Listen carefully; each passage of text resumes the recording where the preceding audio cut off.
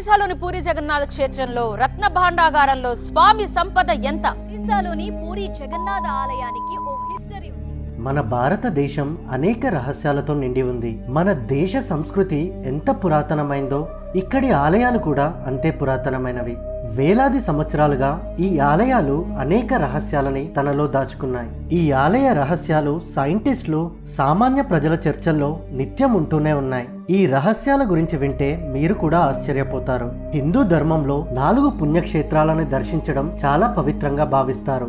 ఈ 4 ఆలయాల్లో ఒక్కటైన ఒరిస్సా తీరంలో ఉండే పూరి జగన్నాథ మందిరం ఒకటి. అంతు చిక్కని పూరి జగన్నాథ ఆలయ రహస్యాల గురించి ఈ వీడియోలో తెలుసుకుందాం.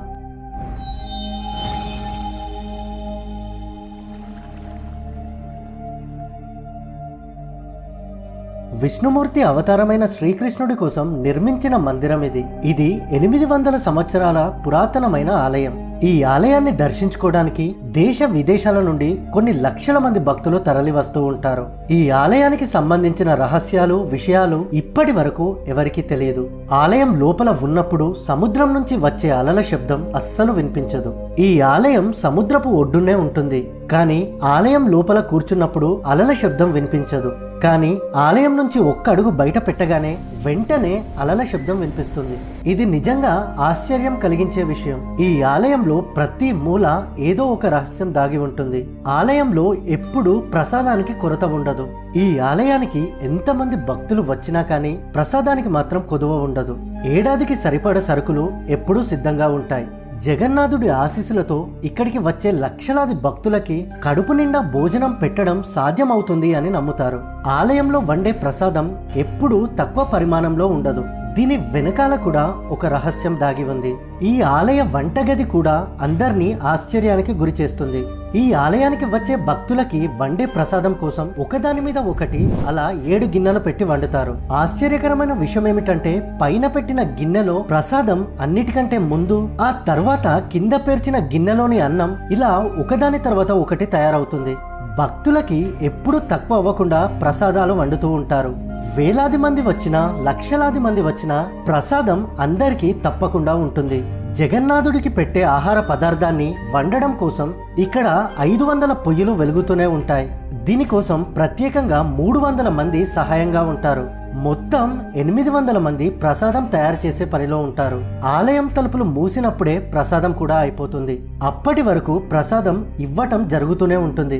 ఈనాటికి ఆలయంలో వింతలు, విశేషాలు జరుగుతూనే ఉన్నాయి. వీటికి సమాధానం ఎవ్వరి దగ్గర లేదు. శ్రీకృష్ణుడు ఇప్పటికి కూడా ఇక్కడ కొలువై ఉన్నాడని నమ్ముతారు. శ్రీకృష్ణుడి యొక్క గుండె నేటికి భద్రంగా ఈ గుడిలో కొలువై ఉందని నమ్ముతారు. శ్రీకృష్ణుడు పురాతన కాలం నుండి ఇక్కడి ప్రజలకి ఆరాధ్య దైవం. ఇక్కడ శ్రీకృష్ణుడి అవతారం ఇతర ఆలయాల కన్నా చాలా భిన్నంగా కనిపిస్తుంది. ఈ పూరి జగన్నాథ ఆలయంలో మరో రహస్యంగా చెప్పబడేది ఏంటి అంటే, రోజుల్లో ఏ సమయంలో కూడా ఆలయ నీడ కనిపించదు. అది అప్పటి ఇంజనీరింగ్ అద్భుతమో లేక దైవశక్తి కారణంగా అలా జరుగుతుందో అనేది ఇప్పటికీ అంతుచిక్కని విషయం. ప్రతిరోజు ఆలయపు శిఖరపు జెండా మారుతుంది. గాలికి వ్యతిరేక దిశలో ఆలయపు శిఖరపు జెండా ఎగురుతుంది. ఈ ఆలయానికి ఉన్న రహస్యాల్లో మరొకటి ఏంటి అంటే, నిరంతరం ఆలయపు శిఖరపు జెండా గాలికి వ్యతిరేక దిశలో రెపరెపలాడుతూ ఉంటుంది. సహజంగా ఉదయం పీఠ సముద్రపు గాలులన్నీ తీరానికి చేరుతూ ఉంటాయి. సాయంత్రం సమయంలో గాలులన్నీ సముద్రం వైపు వీస్తూ ఉంటాయి. కానీ ఇక్కడ జరిగే ఈ పరిణామం గురించి వింటే మనమంతా ఆశ్చర్యపోతాం. ఇలా ఎందుకు జరుగుతుందో ఇప్పటికీ ఎవరూ ఛేదించలేకపోయారు. మన దేశంలో ఆలయాల జెండాని ప్రతిరోజు మార్చడం జరగదు. కానీ దేశంలో ఈ ఒక్క జగన్నాథ ఆలయంలో మాత్రం ప్రతిరోజు ఒక పూజారి ధ్వజంపైకి ఎక్కి జెండాని మారుస్తాడు. ఒక్కరోజు జెండాని మార్చకపోయినా 18 ఏండ్ల పాటు ఆలయం మూతపడిపోతుంది అని నమ్మకం ఉంది. జగన్నాథ ఆలయ శిఖరం పైన ఒక సుదర్శన చక్రం పెట్టి ఉంటుంది. ఆ సుదర్శన చక్రాన్ని ఎటువైపు నుండి చూసినా అది మన వైపు చూస్తున్నట్టే అనిపిస్తుంది. ఈ ఆలయానికి సంబంధించిన మరో ప్రత్యేకమైన విషయం ఏమిటంటే, ఈ ఆలయం నీడ ఎప్పటికీ భూమి మీద కనిపించదు. జగన్నాథ ఆలయంలో ఉండే ఖజానా కూడా ఒక రహస్యమే. ఆలయం అడుగున ఏమైనా ఖజానా దాగి ఉందా? ఈ ఆలయం ఎంత ఎత్తులో నిర్మించారో అంతే లోతు కూడా దాని అడుగు భాగం ఉంది అని నమ్ముతారు. అలా ఆలయ ఖజానాలో డబ్బు, బంగారమే కాదు, రత్నాలు, వజ్ర వైడూర్యాలు కూడా ఉన్నాయని నమ్ముతారు. ఒరిస్సా హైకోర్టు ఆదేశాల మేరకు 17 సభ్యుల బృందం అనేక సంవత్సరాల తర్వాత అక్కడి ఖజానా గురించి తెలుసుకోవడానికి వెళ్ళింది. ఆ తర్వాత 2 నెలలకు ఆ ఖజానా తాళాలు పోయాయి. ఈ రోజు కూడా ఆ ఖజానా తాళాలు దొరకలేదు. ఖజానాకి సంబంధించిన సమాచార సేకరణకు వెళ్లిన 17 మంది సభ్యుల బృందం ఆ ఖజానాలోని భాండాగారాన్ని చూసిన తర్వాత ఆ ఖజానాకి సంబంధించిన సమాచారాన్ని ఎవ్వరికీ వెల్లడించకూడదు అని ప్రమాణం చేసుకున్నారు. ఎందుకంటే అక్కడి ఖజానాని అంచనా వేసి వాటిని సురక్షితంగా చూడటం మాత్రమే తమ బాధ్యత అని నిర్ణయించుకున్నారు. 2011లో జరిగిన ఒక సంఘటన ఆధారంగా ఒక పెట్టె నిండా 100 కోట్లకు పైగా విలువ చేసే వెండి ఇటుకలు కనిపించాయని వార్తలు వ్యాపించాయి. అప్పటి నుంచి ఈ ఆలయంలో భారీ మొత్తంలో ఆభరణాలు దాచిపెట్టారని నమ్మకం, విశ్వాసం మరింత పెరిగింది. 7వ శతాబ్దంలో ఈ మందిర నిర్మాణం జరిగింది. జగన్నాథ ఆలయం 3 సార్లు పడిపోయింది. 1174లో అంగభీమ్ దేవ్ ఈ ఆలయాన్ని పునర్నిర్మించాడని చెప్తారు. ఈ మొత్తం దేవాలయం రహస్యాలతో నిండి ఉంది. దీని నిర్మాణం వెనుక కూడా ఒక రహస్యం దాగి ఉంది. రాజా ఇంద్రదేవ్ మాల్వా దేశపు రాజుగా ఉండేవాడు. మాల్వా దేశపు రాజైన ఇంద్రదేవ్కి కలలో జగన్నాథుడు కనిపించి, నీలాచల పర్వత గృహంలో నా విగ్రహం ఒకటి ఉంది, దాన్ని నీలమాధవుడు అంటారు. ఒక ఆలయం నిర్మించి ఆ ఆలయంలో విగ్రహాన్ని పెట్టమని చెప్తాడు. వెంటనే రాజు తన సైన్యాన్ని నీలాచల పర్వతాలను వెతకటానికి పంపిస్తాడు. అప్పటికి అక్కడి స్థానికులు నీలమాధవుని పూజిస్తూ ఉండేవారు. కానీ సైనికులు మాత్రం ఆ విగ్రహాన్ని దొంగిలించి తెచ్చి రాజుకి ఇస్తారు. విగ్రహం చోరీకి గురవడంతో నీలమాధవుడు చాలా దుఃఖపడుతూ తిరిగి అదే గృహలోకి వెళ్ళిపోతాడు. కానీ వెళ్లే ముందు రాజుకి ఒక మాట ఇచ్చి వెళ్ళిపోతాడు.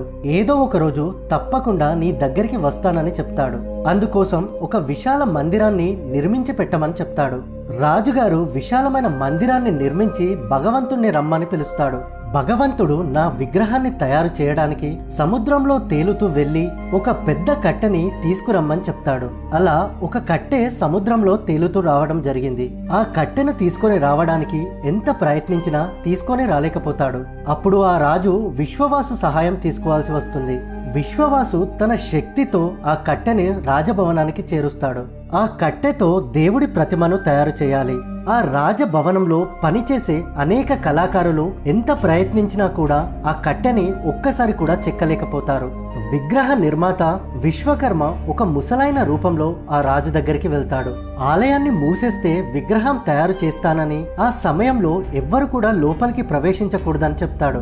ఒకవేళ ఏ కారణంతో అయినా ఆలయం తలుపులు తెరిస్తే విగ్రహం తయారీ ఆగిపోతుందని షరతు పెడతాడు. రాజు కూడా అతని షరతులకి అంగీకరిస్తాడు. రాజు తలుపు బయట నిలబడి మాత్రం ఈ విగ్రహ పనులు చూసుకునేవాడు. ఒక రోజు మూసి ఉన్న తలుపు లోపల విగ్రహం తయారీ అవుతుందా లేదా అని విగ్రహ తయారీ శబ్దం వింటాడు. అయితే రాజుకి లోపల నుండి ఏ శబ్దం వినిపించదు. విశ్వకర్మ పని మానేసినట్టు భావిస్తాడు. వెంటనే రాజు తలుపులు తెరుస్తాడు. పనులు పూర్తవ్వకుండా తలుపులు తెరవడంతో అక్కడి నుండి విశ్వకర్మ మాయమవుతాడు. విగ్రహాన్ని ఇలాగే ఆలయంలో పెట్టమని ఒక దివ్య స్వరం వినిపిస్తుంది. అప్పటి నుండి జగన్నాథ, బాలభద్ర, సుభద్ర విగ్రహాలు అసంపూర్తిగా మిగిలిపోయాయి. ఇప్పటి వరకు ఒకే రూపంలో ఉన్న విగ్రహాలకు పూజలు చేస్తున్నారు. హిందూ మతంలో విరిగిన లేదా అసంపూర్ణమైన విగ్రహాలను పూజించడం అశుభంగా భావిస్తారు. అయితే అసంపూర్ణమైన విగ్రహాలను పూరిలోని జగన్నాథ ఆలయంలో మాత్రం రోజూ పూజిస్తారు. సో ఇది ఫ్రెండ్స్, వీడియో నచ్చితే లైక్ చేసి మన ఛానల్ని సబ్స్క్రైబ్ చేయండి. Thanks for watching.